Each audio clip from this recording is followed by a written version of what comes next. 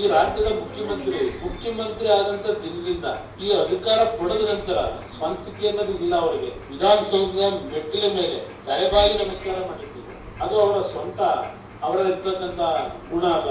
ಅದನ್ನು ಕಾಪಿ ಮಾಡಿದ್ದೇ ಕೆಲಸ. ನರೇಂದ್ರ ಮೋದಿ ಅವರು ಯಾವ ರೀತಿ ನಡ್ಕೊಂಡ್ರು ಅದನ್ನ ಇದರಲ್ಲೂ ಕಾಪಿ ಮಾಡೋದಂತ.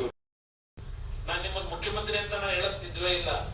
ಈ ರಾಜ್ಯದ ಮುಖ್ಯಮಂತ್ರಿ ಅಂತ ಭವಿಷ್ಯ ಜನವು ಇನ್ನೂ 170 ಜನ ಅಕ್ಸೆಪ್ಟ್ ಮಾಡ್ಕೊಂಡಿಲ್ಲ. ನನ್ನ ಅಭಿಪ್ರಾಯದಲ್ಲಿ ಮುಖ್ಯಮಂತ್ರಿ ಅಂತ ಹೇಳಲ್ಲ. ಮಿಸ್ಟರ್ ಡಿ ಕೆ ಶಿವಕುಮಾರ್,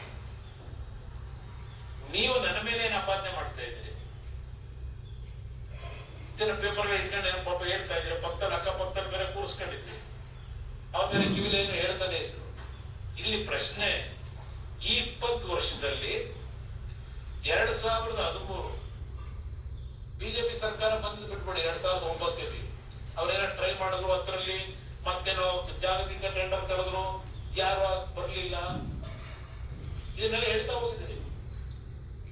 13ಕ್ಕೆ ಮುಖ್ಯಮಂತ್ರಿಗಳು ಬಂದಿರಲ್ಲಪ್ಪ ಸಿದ್ದರಾಮಯ್ಯನವರು. ನೀವು ಆ ಮಂತ್ರಿ ಮಂಡಲದಲ್ಲಿ ಮಂತ್ರಿ ಇದ್ರಲ್ಲ, ಇವತ್ತು ಇಷ್ಟು ತರಾತುರಿಗೆ ಹೊರಟಿದ್ರಿ ಇದನ್ನ ಮಾಡ್ಬೇಕು ಅಂತ ಹೇಳಿ. ಯಾರಪ್ಪ ನಿಮಗೆ ತಲೆ ತುಂಬಿದವರಿಗೆ ಮಾಡ್ಬೇಕು ಅಂತ ಹೇಳಿ? ಈಗ ಏನು ಮುಖ್ಯಮಂತ್ರಿ ಆದ್ಮೇಲೆ ಮಾಡಿಲ್ಲ, ಸಿದ್ದರಾಮಯ್ಯ ಮುಖ್ಯಮಂತ್ರಿ ಇದಾಗಲೇ ಶುರು ಮಾಡ್ಕೊಂಡ್ಬಿಟ್ರಿ, ಬಂದಿದ್ದೀರಿ. ಈಗ ಹೊಸದಾಗಿ ನಿಮ್ ಸರ್ಕಾರ ಬಂದು ಇದು ಮಾಡಕೊಳ್ರಿ, ಅದನ್ನ ಹೊಟ್ಟೆವ್ರಿಗೆ ಕೊಟ್ಕೊಂಡು ರೈತರನ್ನ ಎತ್ಕೊಂಡಿದೀವಿ ಇದೆಲ್ಲ ಏನ್ ಹೇಳ್ತಾ ಇದ್ದೀರಿ? ಯಾವುದೇ ರೈತರನ್ನ ಎತ್ಕೊಳ್ತಕ್ಕಂತ ಕೆಲಸ ನಾವು ಮಾಡಿಲ್ಲ. ರೈತರು ಸಂತೋಷವಾಗಿ ಮಾಡ್ತೀವಿ ಅಂದ್ರೆ ಮಾಡ್ಕೊಳ್ಳಿ, ಹಿಡ್ಕೊಂಡಿದ್ದಾವೆ ನಿಮ್ಮನ್ನ. ಈ 20 ವರ್ಷದಲ್ಲಿ ನೀವು ಈಗಾಗಲೇ ಒಂದು ಬಾರಿ ಮುಖ್ಯಮಂತ್ರಿಯಾಗಿ ಮಂತ್ರಿಯಾಗಿ ಅವತ್ತು ಕೈ ಹಾಕಲಿಲ್ಲ. ಅವತ್ತು ಕೆಲವು ಪ್ರೊಸೀಡಿಂಗ್ ಆಗಿದೆ. ಒಟ್ನವಂತೆ ಚೂಡ್ತಾರಂತೆ ನೋಡಿದ್ರೆ 3 ದಿವಸ ನಾನು ಪ್ರವಾಸ ಮಾಡಿ ಬಂದೆ ಪಶ್ಚಿಮ ಬಂಗಾಳದಲ್ಲಿ. ಯಾರನ್ನ ನೋಡಿ ಹೊಟ್ಟೆವರಿ ಕೊಡ್ಬೇಕು, ಟೈಮ್ ಇರ್ಬೇಕಲ್ಲ ನನಗೆ. ದಾಖಲೆಗಳನ್ನು ಸೃಷ್ಟಿ ಮಾಡಿ ಕಟ್ಟಿದಿರಲ್ಲಪ್ಪ. ಒಂದು ನ್ಯಾಷನಲ್ ಎಂತ ಸ್ಕೂಲ್, ಅದು ನ್ಯಾಷನಲ್ ಪಬ್ಲಿಕ್ ಸ್ಕೂಲ್. ಸರ್ಕಾರಿ ದಾಖಲೆಗಳನ್ನ ತಿದ್ದಿ ಇದನ್ನ ಕದ್ದು ಅವನ್ನೆಲ್ಲ ದಾಖಲೆ ಮಿಸ್ಸಿಂಗ್ ಅಂತ ಹೇಳಿ ಆ ಕೆಲಸ ನಾನು ಬಿಡದಿ ರೈತರು ಮಾಡಕ್ ಹೊರಟಿರ್ಲಿಲ್ಲ. ಹೇಳಕ್ ಚರಿತ್ರೆ ಬಹಳ ಇದಾವೆ. ಏನಲ್ಲಿ ಹೊಸಕೆರೆ ಎಣ್ಣೆ ಹತ್ರ ನಿಂತೈತೆ ಬೃಹಾಕಾರವಾಗಿ ಶೋಭಾಯಮಾನವಾಗಿದೆ. NOC ಯಾರಪ್ಪ ಕೊಟ್ಟರು? ಕಟ್ಟಿದಿಲ್ಲ ಶೋಭಾಯಮಾನವಾಗಿ. ಹೆಣ್ಮಕ್ಳಿಗೆ ರಿಕ್ವೆಸ್ಟ್ ಮಾಡ್ತೀನಿ, ನಮ್ಮ ಅಧಿಕಾರಿಗಳು ಹೊಡಿಬೇಡಿ ಜಾಗದಲ್ಲಿ ಪರಕೆಯಲ್ಲಿ ನನ್ನ ಹೊಡಿರಪ್ಪ ಅಂತ. ಏನ್ರಿ ಮುಖ್ಯಮಂತ್ರಿ ಅಂತ ಹೇಳಕತ್ತಿದ್ದೀರಿ? ಮುಖ್ಯಮಂತ್ರಿ ಬರ ಮಾತಾ ಇದು. ಈ ಯೋಜನೆ ಕೈ ಹಾಕೊಂಡವ್ರೆ, ಇವ್ರಿಗೆ ಅವಶ್ಯಕತೆ ಇರುವಂತೆ ಮತ್ ಯಾರಿಗ ಅವಶ್ಯಕತೆ ಇಲ್ಲ. ಇದು ಗೌರವಾಯುತ ಮುಖ್ಯಮಂತ್ರಿಗಳೇ, ನಾನು 3 ಬಾರಿ ಹೇಳಿದ್ದೀನಿ, ನಾನೇ ಮಾಡಬೇಕು ಅಂತಕ್ಕಂಥ ಯೋಜನೆಯನ್ನ ತರಬೇಕು ಅಂತ ಹೊರಟವನು ಅಂತ ನಾನೇ ಹೇಳ್ತಾ ಇದ್ದೀನಿ. ಮುಖ್ಯಮಂತ್ರಿಗಳ ಕಚೇರಿ ಕೃಷ್ಣ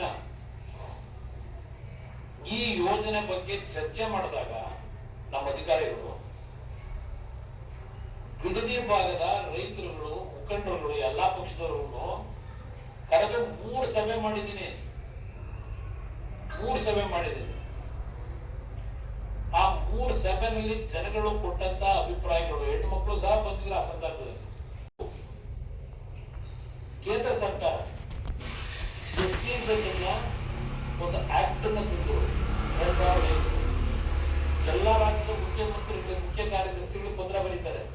ಕೇಂದ್ರ ಸರ್ಕಾರ ಮನಮೋಹನ್ ಸಿಂಗ್ ಪ್ರೈಮ್ ಮಿನಿಸ್ಟರ್ ಪತ್ರ ಬರೆದು SEZ ಅನ್ನ ಜಾರಿಗೆ ತರಲಿಕ್ಕೆ ಇನ್ನು 2 ತಿಂಗಳಲ್ಲಿ ನಿಮ್ ಪ್ರಸ್ತಾವನೆಗಳನ್ನು ಕೊಡಬೇಕು ಅಂತ ಹೇಳಿ ಇಡೀ ದೇಶದ ಎಲ್ಲಾ ರಾಜ್ಯದ ಮುಖ್ಯಮಂತ್ರಿಗಳು ಪತ್ರ ಬರೆದರು. ಮುಖ್ಯಮಂತ್ರಿಗಳ ಮುಖ್ಯ ಕಾರ್ಯದರ್ಶಿಗಳು ಆ 5 ಟೌನ್ಶಿಪ್ಗಳಲ್ಲಿ ಒಂದು ಪೈಲಟ್ ಪ್ರಾಜೆಕ್ಟ್ ಅನ್ನ ಬಿಡದಿ ಹತ್ರ ಮಾಡಬೇಕು ಅಂತಕ್ಕಂಥ ಒಂದು ತೀರ್ಮಾನಗಳನ್ನ ಅಧಿಕಾರಿಗಳ ಮಟ್ಟದಲ್ಲಿ ಚರ್ಚೆಗಳಾಗಿದ್ದು, ಅದರ ಮೇಲೆ ನಾನು ನಮ್ಮ ಮುಖ್ಯಮಂತ್ರಿ ಕಚೇರಿಗೆ ನನಗೆ ಮತ ಕೊಟ್ಟಂತ ಜನ ಏಕಾಏಕಿ ಇತ್ತು ಹೊರಗಾಕ್ಬೇಕು ಅಂತ ಮಾಡಿದಂತ ಕಾರ್ಯಕ್ರಮ ಅಲ್ಲಪ್ಪ. 3 ಬಾರಿ ಮೀಟಿಂಗ್ ಮಾಡಿದ್ದೀನಿ. ಈಗ ನೀವು ಮಾಡ್ತಿರೋದೇನು, ಮೊದಲನೇ ನೋಟಿಫಿಕೇಶನ್ ಮಾಡೋದಕ್ಕಿಂತ ಮುಂಚೆ 20 ಜನ ರೈತರನ್ನ ವಿಧಾನಸೌಧ ಕರೆಸ್ಕೊಳ್ಳಿಲ್ಲ.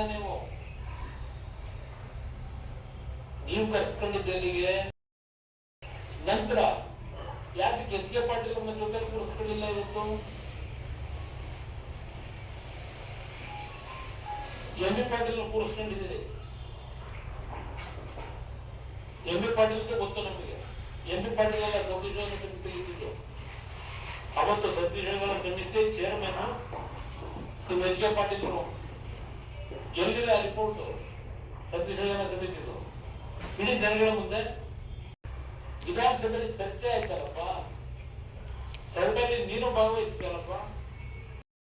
ಚೀಟಿಗಳು ತೆಗೆದು ಆ ಕಡೆ ಈ ಕಡೆ ಪಾಪ ನೋಡ್ತಾ ಇದ್ದೇನೆ ಪರದಾಟ. ನಿಮ್ಮ ಮುಖದಲ್ಲಿ